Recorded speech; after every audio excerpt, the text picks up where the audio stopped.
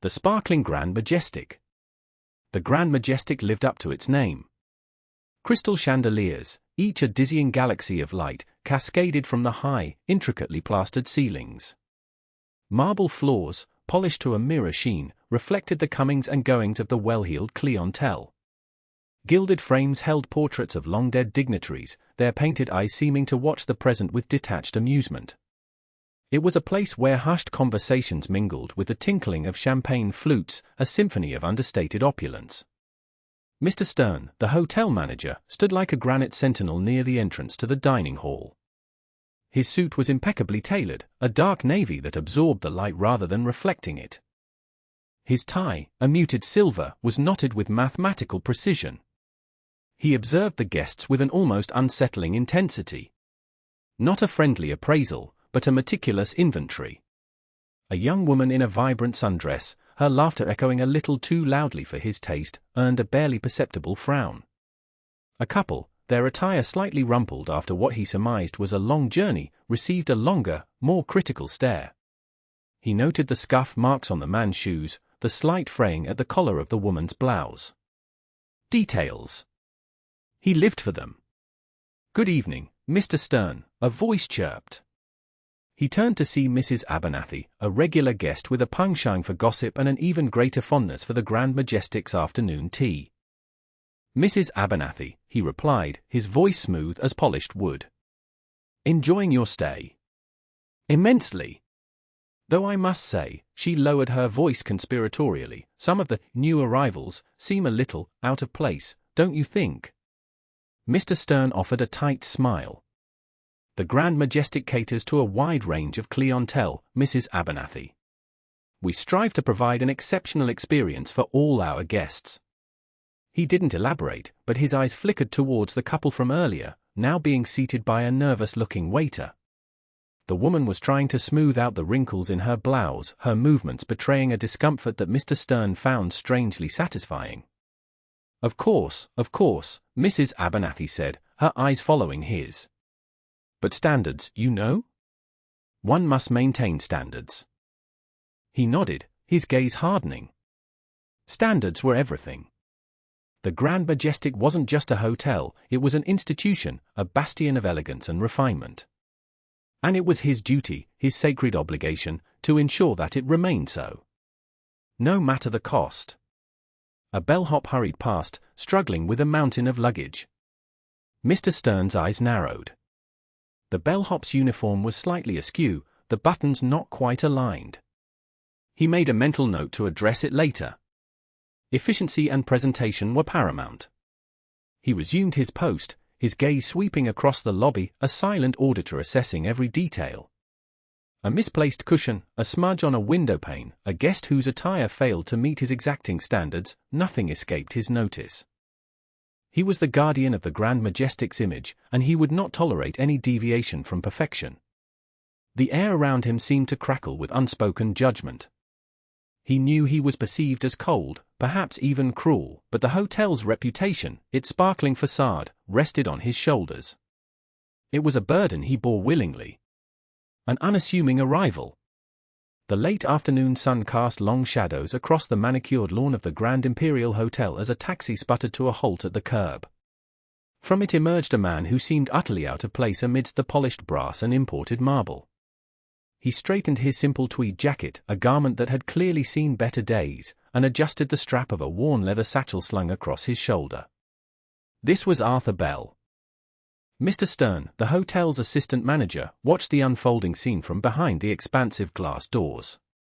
A sneer tugged at the corner of his mouth.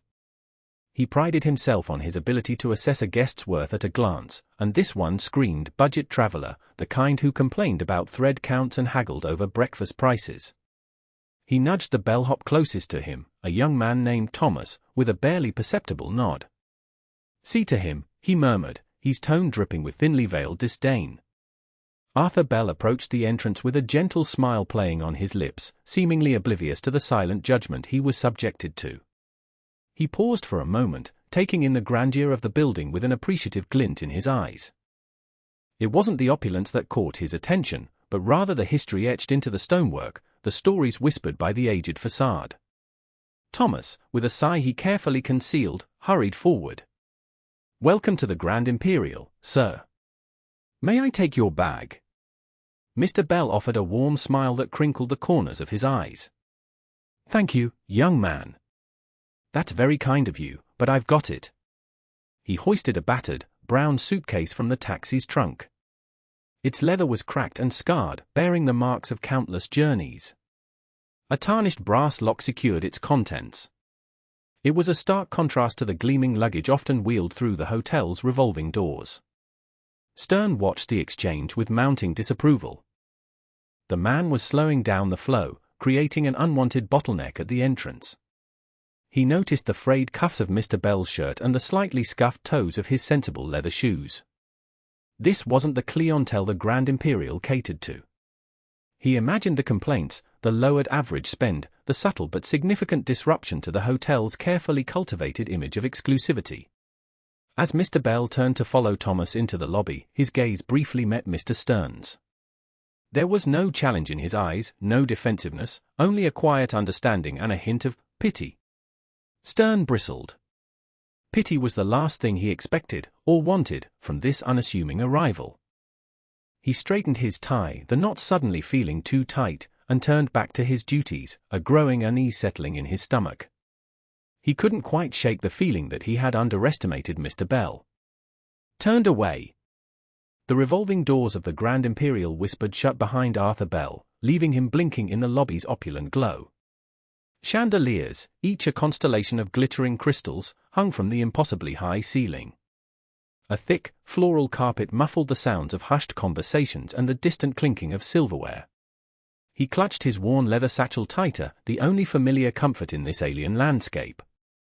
A figure detached itself from the marble reception desk. Mr. Stern, the assistant manager, a man whose suit seemed permanently starched and whose smile never reached his eyes, intercepted Bell before he could take another step. "May I help you, sir?" Stern's voice was smooth, but edged with an unmistakable coolness. He managed to convey suspicion and dismissal in the same breath. "Yes," Bell said, his voice a little raspy. "I have a reservation." "Bell." "Arthur Bell." Stern tapped a manicured nail against the gleaming countertop, his gaze sweeping over Bell's tweed jacket, slightly frayed at the cuffs, and the scuffed brown shoes peeking out from beneath his trousers. "I'm afraid I don't see a reservation under that name."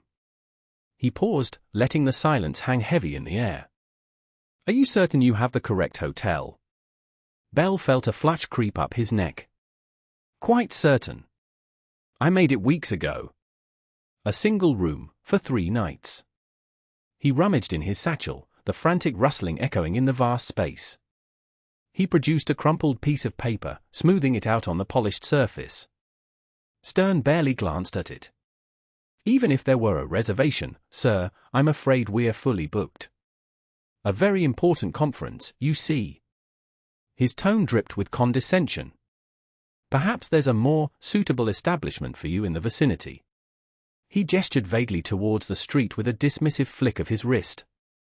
Bell stared at him, a flicker of something akin to hurt in his eyes. He'd envisioned this trip for months, saved every spare penny. This hotel, this small indulgence, was to be a reward, a moment of peace. He swallowed hard, the imagined taste of fine coffee and crisp linen turning bitter on his tongue. "I see," he said quietly, the fight draining out of him. He carefully folded the confirmation letter, his fingers trembling slightly. Stern offered a tight, insincere smile. "Perhaps another time, sir." He turned back towards the reception desk, already dismissing Bell from his mind, his attention caught by a woman in a fur coat laden with shopping bags.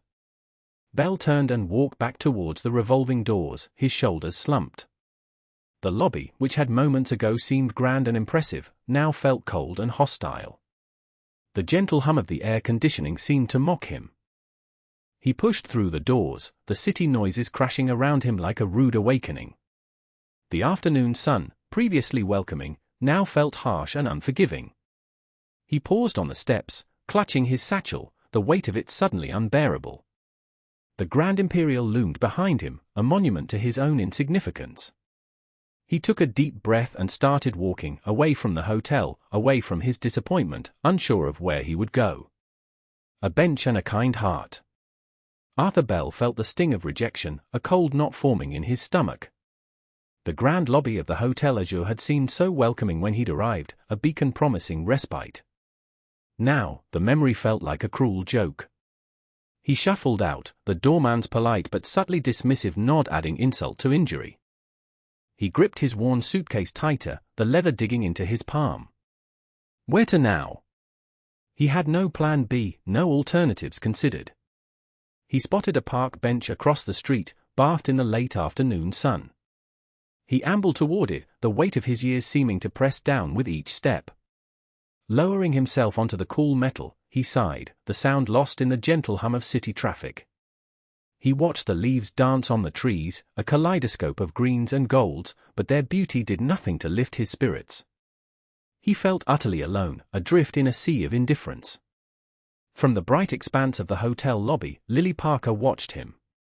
She had been waiting for her ride, idly observing the comings and goings.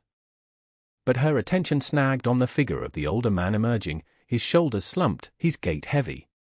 There was a palpable air of disappointment radiating from him. She remembered the hushed whispers she'd overheard earlier, a fragment about a dress code violation, and a flicker of anger ignited within her. Hesitation warred with her inherent sense of justice.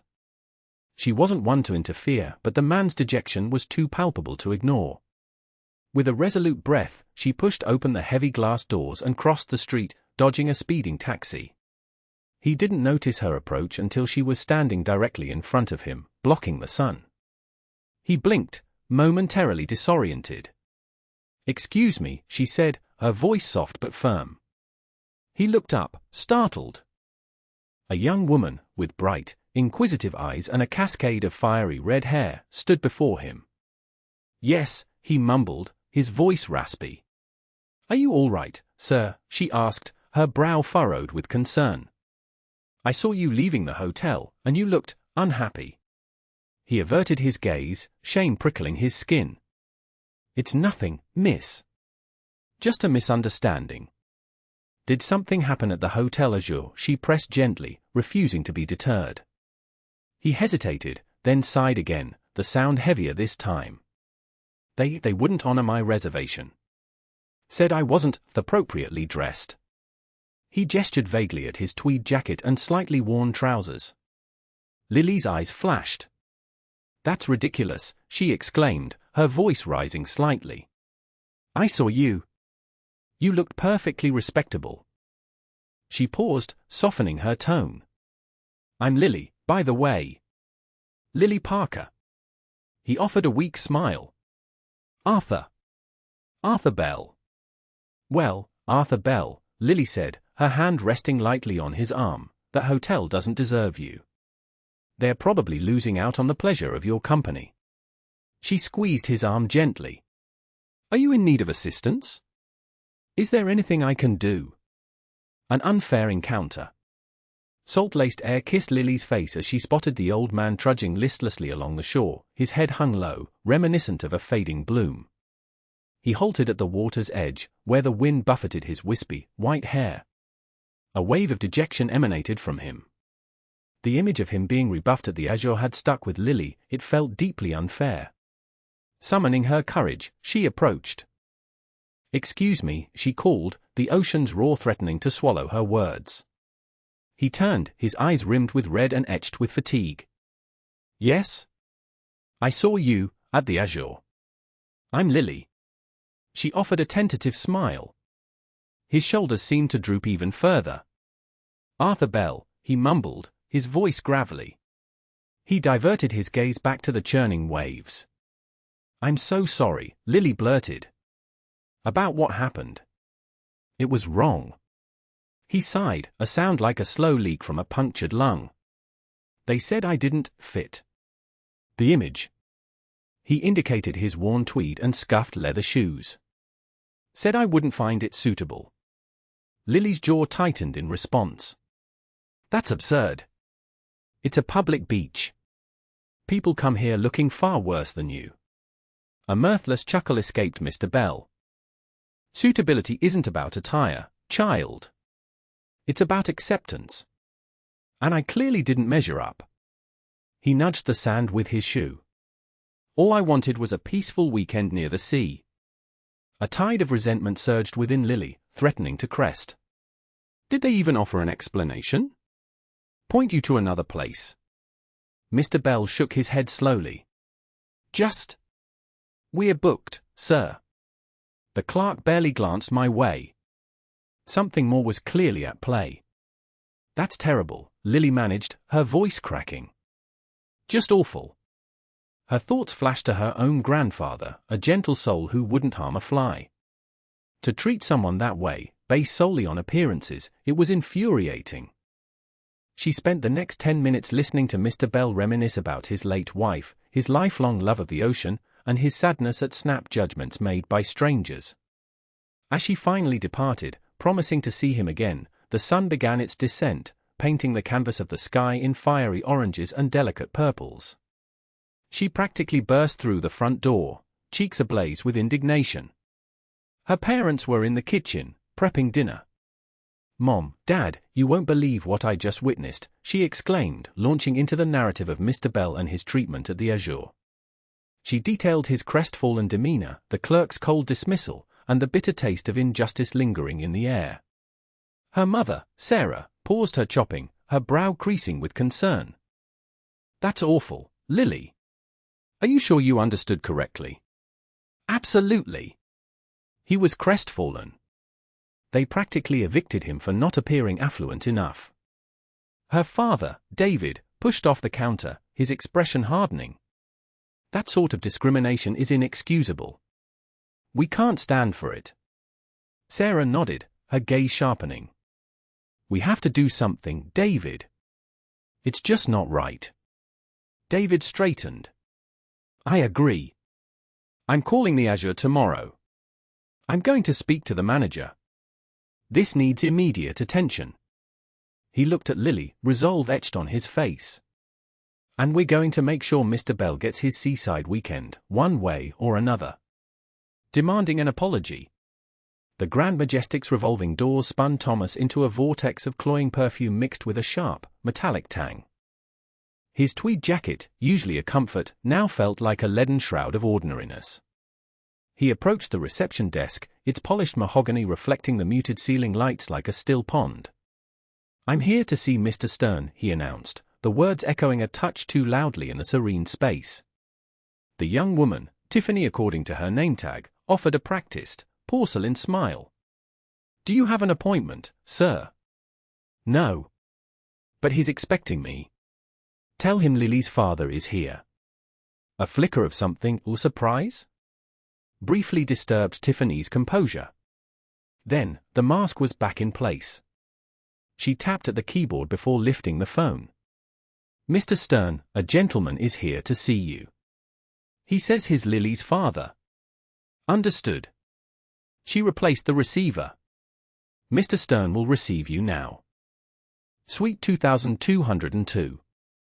Elevators to your left." With a curt nod, Thomas moved towards the lifts, each step propelled by a cocktail of rage and trepidation. The scene at the bus stop replayed in his mind, the dismissive words, the old man's defeated posture. He wouldn't let such callousness stand. The elevator doors whispered open on the 22nd floor. The hallway was a haven of hush, the thick carpeting swallowing sound like quicksand. Suite 2202 resided at the corridor's end. He raised a fist and knocked, the rap echoing through the silence. The door yielded, revealing a man sculpted into an immaculate suit. Stern's features were taut, his gaze sharp and assessing. "Mr. Davies, what brings you to my humble abode?" Thomas bypassed the pleasantries. "I'm here about yesterday." "The bus stop." "The elderly gentleman." Stern's lip curled in distaste. "I haven't the foggiest idea what you're referring to." "Spare me the pretense. You know precisely what I mean. You humiliated him. Refused him service. Based solely on his appearance." Stern folded his arms, a gesture that amplified his self-importance. "I manage an establishment, Mr. Davies. A distinguished hotel. I have standards to maintain. I can't simply allow any vagrant to waltz through the lobby. He was a paying guest. He had a confirmed booking. Thomas's voice gained volume, the hotel's cultivated refinement suddenly feeling like a cage. Perhaps, Stern conceded, a glint of something indecipherable in his eyes. But he was incongruous. This is the Grand Majestic, not a hostel. Incongruous? Because his attire wasn't bespoke? Because he looked as if he'd lived a life? That's unconscionable. Thomas advanced, his shadow eclipsing Stern. I demand an apology. To that man. A full and sincere apology. Stern emitted a dry, mirthless bark of laughter. You're being absurd. I have no intention of apologizing. Now, if you'll excuse me, I have pressing matters to attend to. He began to shut the door. Don't even think about it, Thomas retorted, lodging his foot firmly in the jamb. This isn't finished. Not by a long shot. The truth revealed. Arthur Bell slumped onto a park bench, the chill autumn air doing little to soothe the sting of rejection. The Azure's gilded doors had slammed shut on him, not physically, but the message was clear in the concierge's polite, yet firm, dismissal. He felt a wave of exhaustion wash over him, a weariness that settled deep in his bones. He hadn't expected to be turned away. He was still sitting there, contemplating the grey sky, when a black town car pulled up to the curb nearby. A woman emerged, her red suit a stark contrast to the drab surroundings. She had the crisp, efficient air of someone who knew exactly what she wanted. A news reporter, he surmised, though he couldn't place the face. She scanned the park, her eyes sharp and assessing. Then, she stopped, her gaze fixing on Arthur. He straightened slightly, a flicker of apprehension in his chest. He wasn't dressed for company, not after the Azure. The reporter approached, her heels clicking on the paved path. Mr. Bell, she asked, her voice clear and carrying. He nodded slowly, suspicion clouding his features. Yes, that's me. Her eyes widened slightly, a flicker of surprise dancing within them. Arthur Bell? Arthur T. Bell, of Bell Investments. He winced, a wave of unwanted attention crashing over him. He preferred anonymity, the ability to observe without being observed. I prefer to keep a low profile these days. The reporter, ignoring his plea, pulled out a small notepad. I'm Sarah Chen from Channel 7 News. We received a tip about an incident at the Azure Hotel. Her eyes flicked meaningfully towards the imposing building in the distance. Before Arthur could formulate a response, Sarah Chen's voice boomed, amplified by a small microphone she'd suddenly produced. Breaking news! Billionaire philanthropist Arthur T. Bell, founder of Bell Investments and renowned for his charitable contributions to the city, was just turned away from the Azure Hotel due to a supposed dress code violation.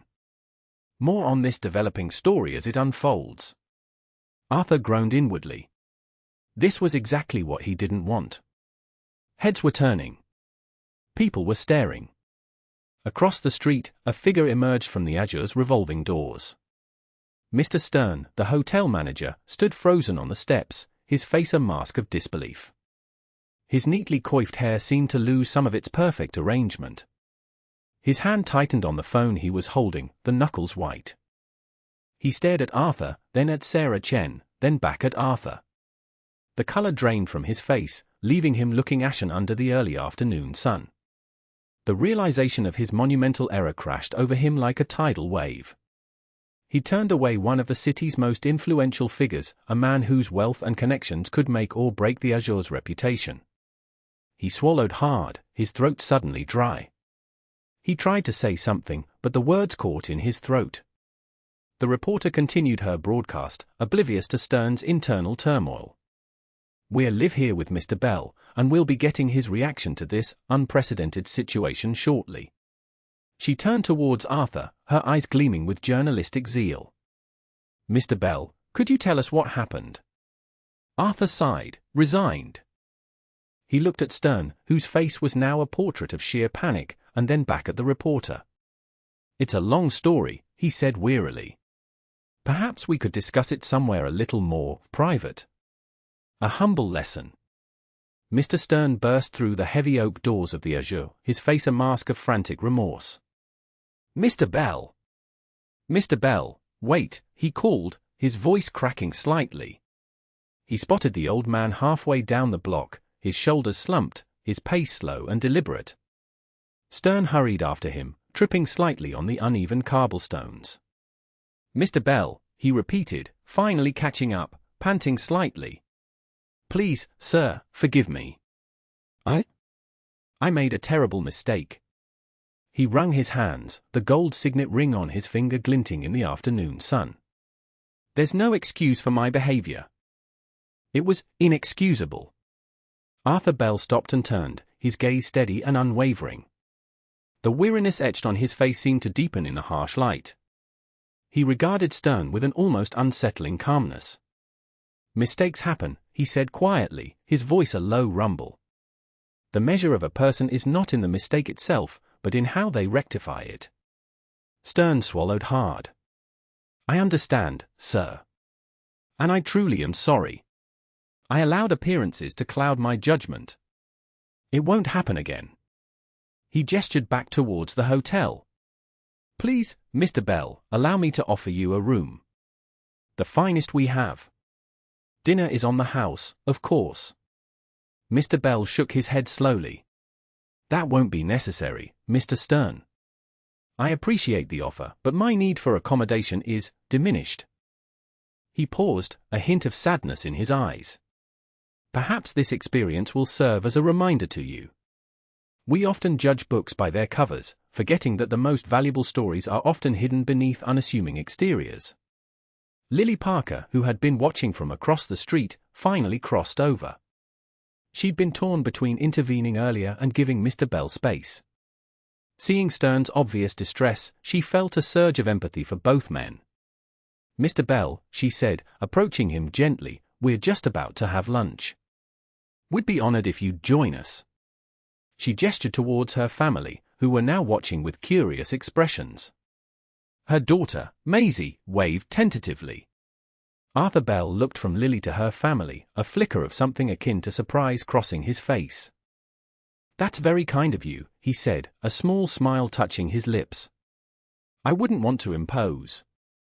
Nonsense, Lily's husband, Tom, called out. He was already walking towards them, his hand outstretched. The more the merrier. We've got plenty to share. Lily squeezed Mr. Bell's arm lightly. Please, join us. It would be our pleasure. He hesitated for a moment, then nodded. All right, he said, his voice a little lighter. I'd be delighted. He turned back to Mr. Stern, his gaze softening slightly. Thank you for your apology, Mr. Stern. I accept it. He offered a small, almost imperceptible bow. Now, if you'll excuse me, I believe I have a lunch invitation to accept. He turned and walked towards Lily's family, leaving Mr. Stern standing alone on the cobblestones, the weight of his action still heavy on his shoulders. Kindness and reflection. The aroma of Mrs. Parker's pot roast, laced with rosemary and garlic, chased away the last vestiges of the morning's chill. Mr. Bell, his wrinkled face softened by the warmth of the kitchen, sat at the head of the table, a steaming plate before him. He looked almost regal, the morning's indignity seemingly forgotten. So, Arthur, Mrs. Parker began, her voice a gentle prod, Lily tells me you've seen a bit of the world. Mr. Bell chuckled, a low rumble that seemed to vibrate through his slight frame. A bit, yes. Spent my younger years drifting, chasing the sun and the next adventure. He picked up his fork, carefully separating a tender piece of roast. Lived in a bamboo hut on the coast of Thailand for a while. Learned to speak enough Thai to order a decent pad see you, anyway. Lily giggled, picturing the dapper old man in a sarong. Her father, usually reserved, leaned forward, intrigued. Thailand, eh? Always wanted to go. What was the most striking thing about it? Mr. Bell paused, his gaze distant. The quiet, he said finally. Despite the bustling markets and the chattering monks, there was a deep, abiding quiet in the air. A sense of peace I hadn't found anywhere else. He then launched into a vivid description of a floating market, the vibrant colors of the fruits and flowers, the gentle rocking of the boats, the sing-song voices of the vendors. He spoke of climbing the Himalayas, of navigating the canals of Venice in a borrowed gondola, of dancing the tango in a smoky Buenos Aires bar. Each story was a small, perfectly formed gem, polished with time and told with a captivating blend of humor and wistful reflection. He painted pictures with his words, and Lily, her parents, and even her usually taciturn older brother, Mark, were utterly enthralled. Meanwhile, across the street, Mr. Stern sat in his darkened office, the half-eaten sandwich on his desk growing stale. The lunch rush had subsided, leaving a hollow echo in the grand lobby. He stared out the window, watching the scene unfold in the Parkers' cozy kitchen. He could almost hear the laughter, the animated conversation. It was a tableau of domestic warmth, a stark contrast to the sterile isolation of his own life. He hadn't eaten lunch with anyone in years. He'd become so consumed with the hotel, with maintaining its image, that he'd forgotten what it meant to simply connect with another human being. He saw Mr. Bell's face, alight with animation as he gestured emphatically, and a pang of something unfamiliar, regret, twisted in his chest. He thought of his own father, a gruff but loving man who had built the hotel from the ground up. His father had always said, "People are more important than appearances, Victor. Never forget that." He had forgotten. Somewhere along the way, he'd traded compassion for cold efficiency, humanity for rigid rules.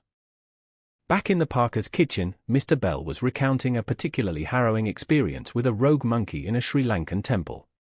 Lily was wiping tears of laughter from her eyes. The atmosphere was light, buoyant, filled with the simple joy of shared connection. Mr. Stern turned away from the window, a sigh escaping his lips. The sandwich remained untouched. He picked up the phone, his hand trembling slightly. He knew what he had to do. The hotel's reputation could be salvaged, but more importantly, perhaps, so could his own soul. He punched in a number, his gaze fixed on the floor. "Get me Mr. Davies," he said, his voice barely a whisper. "I have a statement I need to make."